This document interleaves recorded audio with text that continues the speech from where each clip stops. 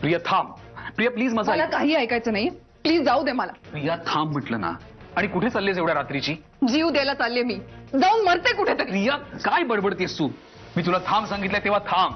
कोणासाठी थांबू आणि कशासाठी? जो माणूस प्रत्येक क्षणी माझा अपमान कसा होईल हेच फक्त बघत असतो, त्याच्यासाठी थांबायची इच्छा नाहीये माझी. प्रिया तुला थांबावं लागेल. दर वेळेला तू तणतण करणार, तुझ्या मनाला वाटेल तसं तू वागणार. मला चालणार नाहीये हे. बरोबर आहे. आता माझ्यावर गुलामासारखा हक्क गाजवायला लागलास ना. प्रिया मोहिते होते, आता प्रिया सुहास देसाई झाले ना मी, म्हणून नोकरासारखी ट्रीटमेंट देतोयस मला. प्रिया तोंडाला येईल ते बडबडू नकोस. तू बायको आहेस माझी. आपल्या दोघांचं नातं माझ्यासाठी किती महत्वाचं आहे ते मलाच माहिती. सुहास बास, प्लीज थांबव हे नाटक. एकीकडे म्हणायचं हे नातं खूप इम्पॉर्टंट आहे म्हणून, आणि दुसरीकडे माझ्यावर संशय घ्यायचा. हे कसं करू शकतोस तू? हेच करायचं होतं तर मग लग्न तरी कशाला केलंस? लग्नाच्या 4 दिवसा आधीपर्यंत मी सांगत होते नको करूया लग्न, नको करूया. नाही ऐकलंस. कशाला आणून ठेवलंस मला या नरकात? तुला आपला संसार, आपलं लग्न हे नरक वाटायला लागलाय आता? कुठला संसार? या अशा संशयांवर संसार उभा राहतो. आणि किती दिवस टिकणार हा असा संसार? तुला तरी माझा कंटाळा येईल, नाही तर मला तरी येईल. प्रिया असं काहीही होणार नाही. कसं समजावू तुला? नको समजावू, कारण त्याचा काही फायदा होणार नाहीये. मला फक्त जाऊ दे इकडे. प्रिया थांब. मी तुला थांब सांगितलं तेव्हा थांब. तू आज मला अडवू नकोस. मी नाही थांबणार. मला प्रिया, जाऊ मी दे. थांब म्हटलंय. थांब.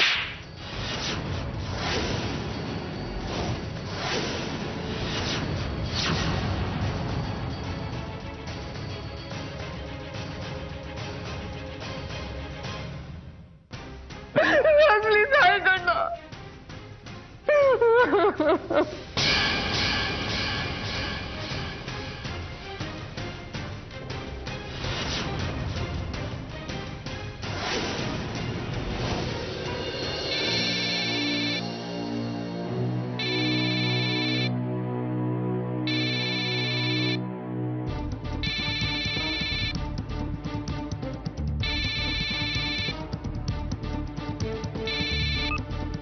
हॅलो. सत्यजित, सत्यजित, हॅलो प्रिया. सत्यजित. प्रिया काय झालं? जे झालंय ते तुझ्या मनासारखंच झालंय. का जाणून बुजून मला या नरकात ढकललं सत्यजित? आता तू कर. तू आनंद साजरे कर. मला मात्र आयुष्यातून उठवलंयस तू. प्रिया तू काय बोलतेस? काय झालंय? काय होणार आहे? लग्नाची पहिली रात्र नवरा बायकोसाठी सगळ्यात महत्वाची रात्र असते. आणि ह्याच रात्री माझा नवरा माझ्याशी भांडून मला कानफडात मारून निघून गेलाय. काय? ही अशी आहे माझी पहिली रात्र, जन्मभरासाठी अविस्मरणीय. And this is all because of you mister Satyajit Mudholkar. Thank you so much. सुहासनं हात उचलला तुझ्यावर? तो कुठे आहे? मला काय माहिती कुठे आहे तो, आणि ते जाणून मला काय करायचंय? मी मात्र नरकात येऊन पडले हे कळून चुकलंय मला. पण तू काळजी करू नकोस. तू स्वतःच्या बायकोच्या कुशीत शांतपणे आरामात झोप. ठीक आहे?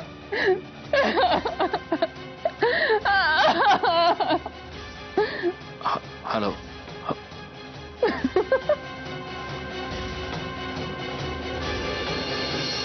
अहो, कोणाचा फोन? विहंगचा फोन होता. एवढ्या रात्री? एक अर्जंट काम होतं त्याला जरा. तू झोप ना.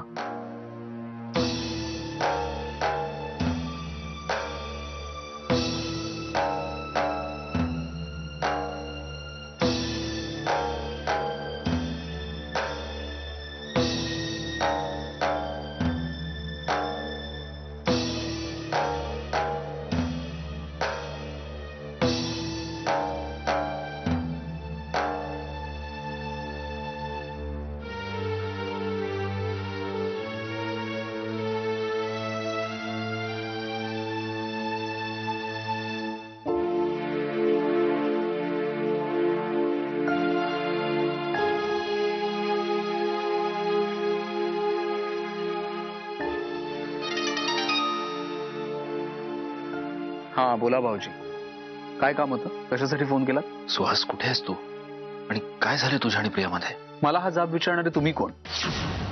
आणि बाय द वे, तुमच्या या सगळ्या प्रश्नांना उत्तर द्यायला मी बांधील नाहीये भाऊजी. आणि ना आता आमच्या दोघांमध्ये पडणं तुम्ही बंद करा, कळलं? सुहास, हॅलो.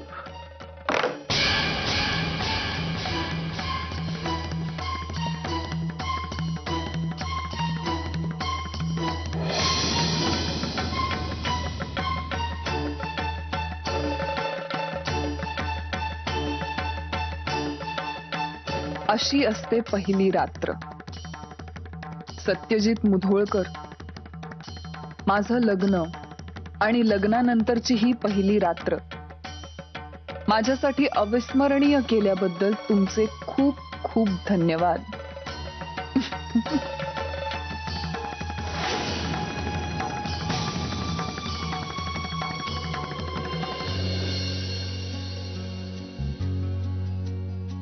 थँक्यू.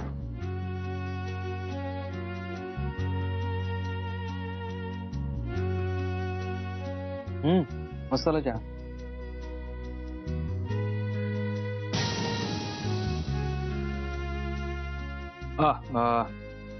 मावशी, मी तुला आल्या आल्याच सांगणार होतो, लग्न खूप छान झालं. म्हणजे आलेल्या सगळ्या मंडळींनी लग्नाचं खूप कौतुक केलं. सुहास आणि प्रियाचं लग्न खूप थाटामाटात झालं ना. And specially credit goes to Gaurang. हो, खरं श्रेय त्यालाच द्यायला पाहिजे. पण तुझ्या मित्राचं सुद्धा कौतुक कर की. आपली अनुपस्थिती सगळ्यांना जाणवून देऊन त्यांनी सुद्धा सोहळ्याला गालबोट लावायचं ते लावलंच ना. सकाळी हॉलवर जाण्यापासून ते संध्याकाळी रिसेप्शन संपवून पाठवणी होईपर्यंत आमचे कुलदीपक कुठेच नव्हते. दिवसभर आपलं सत्यजित आला नाही का अजून? थोरले चिरंजीव कुठे आहेत शालिनीताई? या असल्या प्रश्नांना आपण सगळेजण उत्तर देत होतो. हे एवढं सोडलं तर बाकी कार्यक्रम छान झाला. मावशी, मित्र आहे ना तुझा तो, मग विचार त्याला भेटला की कशाला हे सगळं. जाऊ दे ना, सोड ना तो विषय. मला सांग, गौरांग कुठे? मला त्याला भेटायचंय. मी त्याला सजेस्ट करणार आहे त्यांनी स्वतःची इव्हेंट मॅनेजमेंट कंपनी सुरू करावी म्हणून. सांग, तू सांग, ऐकेल तुझं. ऐकला तर फायदाच होईल त्याचा. अगं, वेगवेगळ्या कंपन्यांची बिझनेस सेमिनार्स, त्यांची अॅन्युअल फंक्शन्स तो खूप छान प्रकारे हँडल करू शकेल. हो, खरंय. कसं आहे ना विहंग, गोड स्वभावाची माणसं असतात ना, ती कुठलाही व्यवसाय अगदी छान करतात.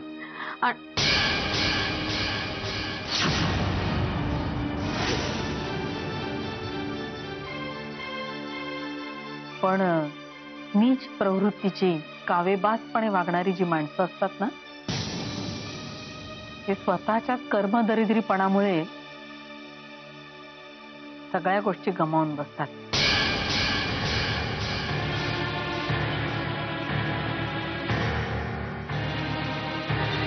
विशेषतः मायेची आणि प्रेमाची माणसं. गुड मॉर्निंग राजे. Good morning. चला, सकाळची वेळ आहे, पाय मोकळे करून येते.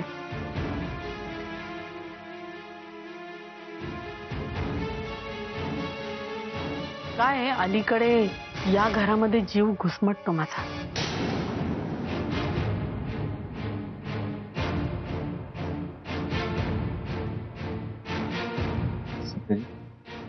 चल बाहेर बोलू.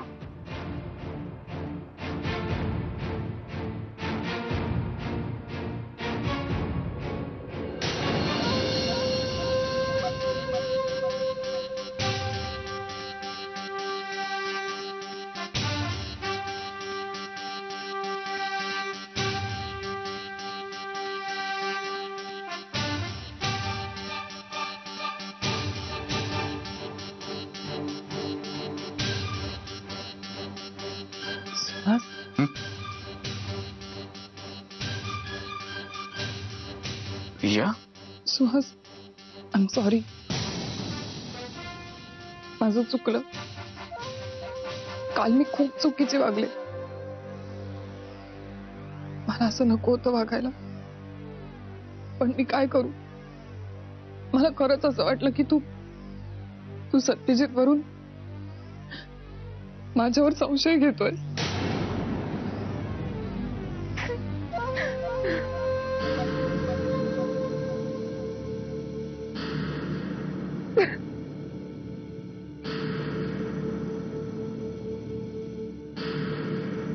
प्रिया,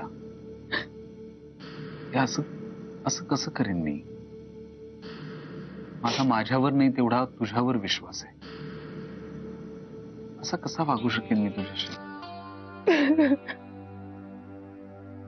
प्रिया, प्रिया, रडू नको. रडू नको, शांत हो. सुहास, हे सगळं फक्त माझ्यामुळे होतंय. मीच कारणीभूत आहे या सगळ्याला. पण मी काय करू. माझं मन असं भित्र बनलंय आता. आयुष्यात खूप लवकर माझे बाबा गेले. मग काकांचा छळ सहन करावा लागला. आई गेल्यानंतर मला शालिनी मावशी मुधोळकरांच्या घरात घेऊन आली.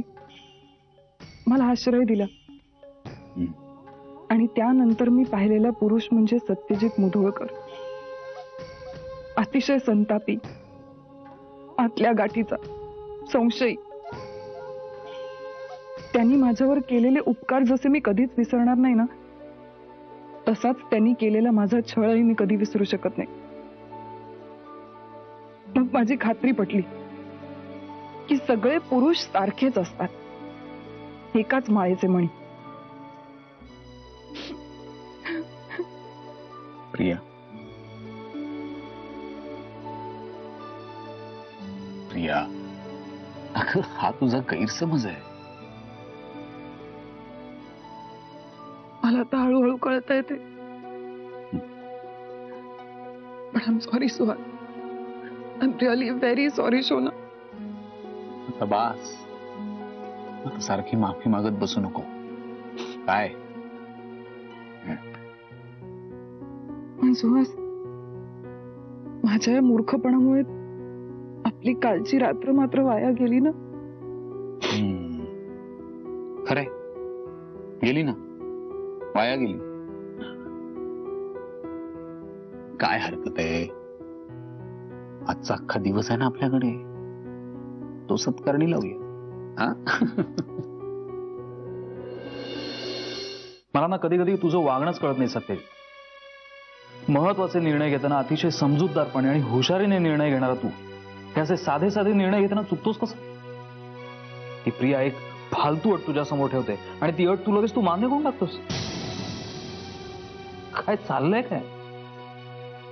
व्यंग, अरे ती वेळ महत्वाची होती. प्रियाचं लग्न होतं. लग्नाच्या जस्ट आधी तिने मला हे सांगितलं. काय पर्याय काय होता. माझ्यासाठी ते लग्न नीट पार पडणं महत्वाचं होतं. मग काल शालिनी मावशीला तू सगळं खरं खरं का नाही सांगितलंस. तोपर्यंत तर प्रियाचं लग्न झालं होतं ना. का तुला हुतात्मा बनायची हौस आली. कसं आहे व्यंग, माझ्या आणि प्रियाच्या नात्याचा हा जो काही मेस आहे त्यामध्ये मी विलन आहे असं आईला वाटतं. आणि ते तसंच वाटू द्यावं यात सगळ्यांचं भलं आहे. कारण प्रिया हे असं वागते हे जर आईला कळलं तर तिच्या मनावर खूप मोठा आघात होईल. कारण तिचा खूप जीव आहे रे प्रिया. माझ्यावर काय ती 2 दिवस चिडेल, बोलेल, ओरडेल, हळूहळू विसरून जाईल, माफ करेल मला. पण प्रियानं तिचा विश्वासघात केलाय हे जर तिला कळलं तर तिला प्रियाला माफ करणं कठीण जाईल. आणि आता मला आईसाठी कुठलीही नवीन भावनिक गुंतागुंत निर्माण नाही करायची. आणि आता काय, आता प्रियाचं लग्न झालंय त्यामुळे ती एकदा तिच्या संसारात रमली की काय हसायला काय झालं तुला. काही नाही, तुझं भावड स्वप्नरंजन पाहून मला हसायला येते.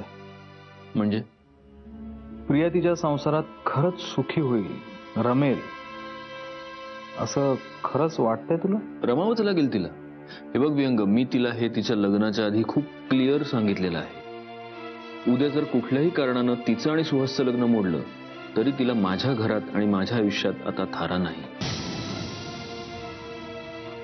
होईल सगळं सुरळीत. कारण कसं आहे, मुळात सुहास खूप चांगला मुलगा आहे. जेव्हा ती त्याच्याबरोबर राहू लागेल आणि माझ्यापासून लांब राहू लागेल तेव्हा तिला हे जाणवेल की आयुष्याकडे ऑफर करण्यासारखं अजून बरंच काही आहे. सावरेल ती. बघ बाबा, तिचं आयुष्य सावरता सावरता सुहासची वातात नको व्हायला म्हणजे मिळवला. विहंग, तू काय एवढं निगेटिव्ह बोलतोय? नाही होणार असं. आता माझंच उदाहरण घे ना. मंजिरी बरोबर लग्न झाल्यानंतर माझं आयुष्य सावरलं, बदललं. तू जे बोलतोयस ना त्याच्यावर तुझाच पूर्ण विश्वास नाहीये, तुझ्या बोलण्यातच कळतंय. त्याच्यावर काय बोलणार? अजूनही काहीतरी नक्की घडलंय जे तुम्हाला सांगत नाहीयेस. माझा नवरा माझ्याशी भांडून मला कानफडात मारून निघून गेलाय. काय? ही अशी आहे माझी पहिली रात्र. काल एक मिनिट. अनघा. हा बोला अनघा. सॉरी, मी तुला काल कॉल बॅक नाही केला. थोडा गडबडीत होतो. नाही, इट्स ओके, मी समजू शकते. खरं तर म्हणूनच मी ही चौकशीसाठी फोन नाही केला पुन्हा. काय उगाच माझ्यामुळे प्रॉब्लेम नको. बरं, मला एक सांगाल का, सत्यजित आला का? म्हणजे तो काही बोलला का? कुठे होता? काय झालंय नेमकं? एक मिनिट. सत्यजित माझ्या समोरच बसलाय, त्याच्याशीच बोल.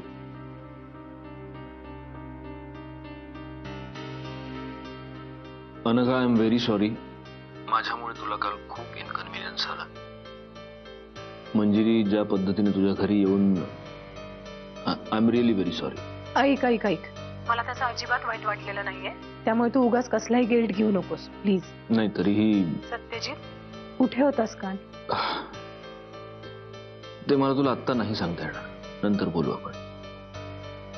ठीक आहे. संध्याकाळी घरी येतोयस? कॉफी वाट बघते तुझी. नाही, आज नाही जमणार. आज मला जरा पुण्याला जायचं. Okay, no problem. Mister Mudholkar, तुम्हाला जेव्हा केव्हा बोलावंसं वाटेल, कॉफी प्यावीशी वाटेल, तेव्हा जरूर या. शुअर. आणि अजून एक गोष्ट, प्लीज स्वतःची काळजी घे. Okay, bye. बाय. तू पुण्याला चाललास? अरे हो, जरा एक काम आहे. कुठलं? जरा चल, मी निघतो. मला लवकर जाऊन परत यायचंय कारण आज. तू मगाशी काहीतरी सांगत होतास ना? काय? हा, नाही, आय डोंट नो, म्हणजे मीच विसरलो आता. चल, मी पळतो कारण परत ट्रॅफिक. बाय.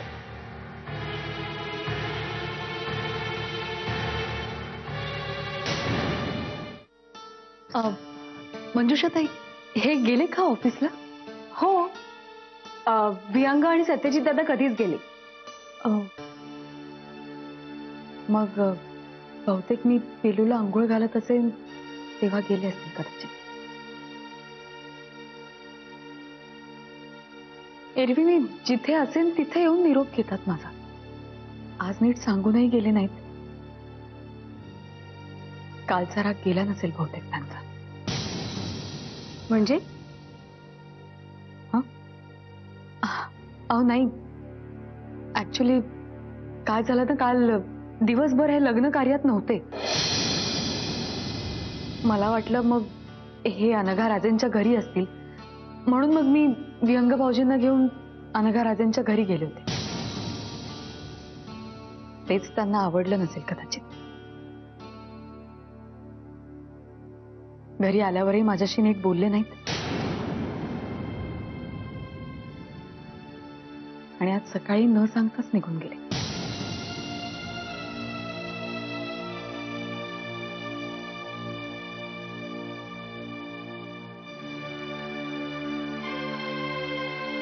मंजिरी वहिनी, एक बोलू? हा बोला ना. नाही म्हणजे मी कोणाची बाजू घेत नाहीये किंवा वकिली करत नाहीये, पण सत्यजित दादा घरातल्या एका व्यक्तीचं लग्न सोडून अनघाताईंकडे कशाला जातील?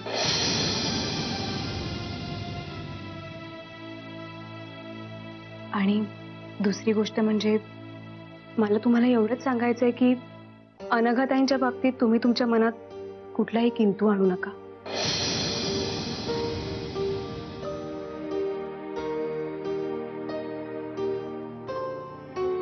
मी स्वतःच्या अनुभवावरनं तुम्हाला सांगते.